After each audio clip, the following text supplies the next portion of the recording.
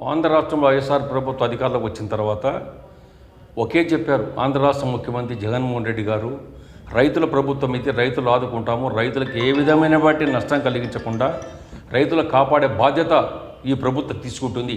ఇది రైతు పక్షపాత ప్రభుత్వం ఇది చెప్పడం జరిగింది. అయితే ప్రతి ఒక్కరు సంతోషించాం, రైతులకు న్యాయం చేసే ప్రభుత్వం కావాలా అని చెప్పేసి. ఇవాళ పరిస్థితి చూస్తూ ఉంటే రాష్ట్రంలో కాకుండా మా కర్నూలు జిల్లా వచ్చినప్పుడు ఆదోని డివిజన్లో వచ్చేసి టమోటా పండ్లు నిన్నటి వరకు ₹1, ₹2 వరకు కేజీ పలికేటివి. స్టాక్ విపరీతంగా వస్తుంటాయి అక్కడ. అయితే రైతు కష్టపడి పంటలు పండించి ఇవాళ మార్కెట్ రేటుకు తెస్తే అక్కడ రైతులకు మాత్రం రూపాయి చెప్తారు. మార్కెట్లో బయటకు వచ్చే రైతు బజార్లో వచ్చే ₹12 నుంచి ₹18 పలుకుతారు. ఇవాళ రైతు అసలు బతకాలనా వద్దా? రైతు ఇవాళ బాదుకుంటే ప్రభుత్వం మీదే కాదా? రైతులకు మాట ఇచ్చారు, రైతులు కాపాడే బాధ్యత మీరు తీసుకోవాలి.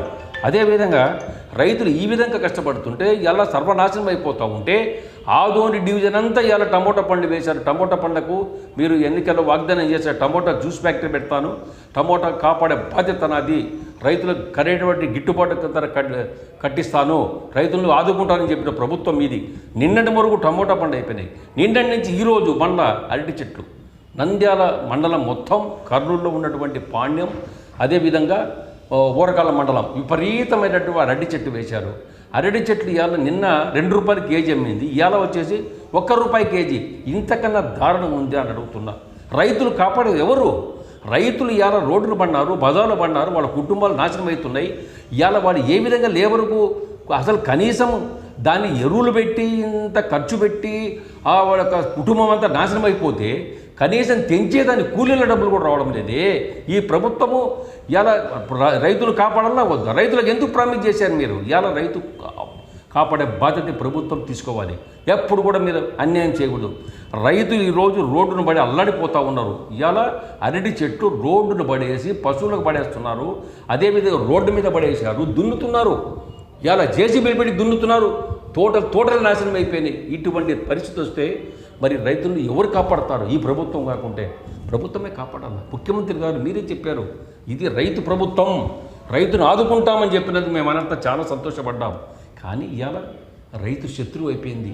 రైతులు ఆత్మహత్య చేసిన పరిస్థితి కానొస్తూ ఉంది. రైతులు అల్లాడిపోతున్నారు, రోడ్డును పడినారు. ఇవాళ రైతులకు ఇవాళ గిట్టుబాటు అరటి చెట్లను వాళ్ళ కుటుంబాలు కాపాడి వాళ్ళకి ఏ విధంగా ప్రభుత్వం ఆదుకుంటుందో ఆదుకొని రైతులకు న్యాయం చేయండి. రైతులకు న్యాయం చేయకుంటే మాత్రం రైతులు రోడ్డు ఎక్కితే ఈ ప్రభుత్వం తట్టుకోలేదు. రైతులు రోడ్డు ఎక్కితే ఎన్ని సంవత్సరాలు, ఎన్ని రాష్ట్రాలు కూడా, దేశాలు కూడా అధికారం కోల్పోయారు. కాబట్టి ఆ పరిస్థితి తెచ్చుకోకుండా రైతులకు న్యాయం చేసి జిల్లా మంత్రులు ఉన్నారు, పక్కనే మీరే ఉన్నారు, పక్కనే మీరు ఆదుకోరు, మీరు రారు, మీరు ప్రజలు పట్టించుకోరు.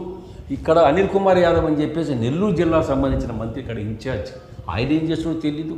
కాబట్టి మీరందరూ ఇమ్మీడియట్గా రైతులకు జరిగిన నష్టాన్ని పూడ్చి రైతులను కాపాడి రైతుల కుటుంబాలను మీరు కాపాడే బాధ్యత తీసుకొని రైతుల గిట్టుబాటు కల్పించి ఎక్కడెక్కడ అరటి తోటలు నాశనమైనాయో, అరటి తోటలు ఎంత నష్టపరిహారం ఉందో, ఏదైతే టమోటా ఎక్కడ నష్టం వచ్చిందో రైతులు ఏ విధంగా కాపాడాలి, వీళ్ళకి నష్టపరిహారం కట్టించి వెంటనే ఈ ప్రభుత్వం చర్యలు తీసుకొని వాళ్ళకి కాపాడే బాధ్యత ముఖ్యమంత్రిగా తీసుకోవాలని తగినంగానే విన్నవించుకుంటున్నాను.